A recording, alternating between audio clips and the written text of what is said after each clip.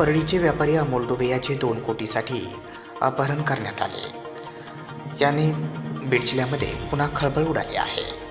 सदर घटना काल दिनांक सोमवार 9 डिसेंबर रोजी सायंकाळी 7 वाजण्याच्या दरम्यान अंदाजे घडली आहे.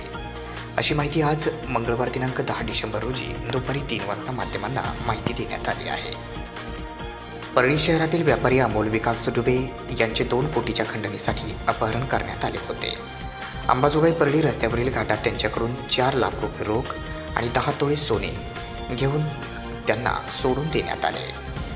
परळीचे माजी नगराध्यक्ष व पेट्रोल पंपाचे मालक विकास डुबे यांचे चिरंजीव व परळीच्या औद्योगिक वसाहतमध्ये बॅटरीचा व्यवसाय करणारे नामांकित व्यापारी अमोल विकास डुबे हे काल रात्री आपला व्यवसाय बंद करून घराकडे निघालेले असताना त्यांना त्या परिसरात स्विफ्ट कारमध्ये ताबा धरून बसलेल्या काही अज्ञात आरोपींनी अमोल डुबे यास गाठून मारहाण केली आणि स्विफ्ट कारमधून घालून त्यांना अंबाजोगाईच्या दिशेने घाटात नेऊन अमोलला घरी कॉल करायला लावला व आरोपीने 2 कोटी रुपयाची मागणी केली.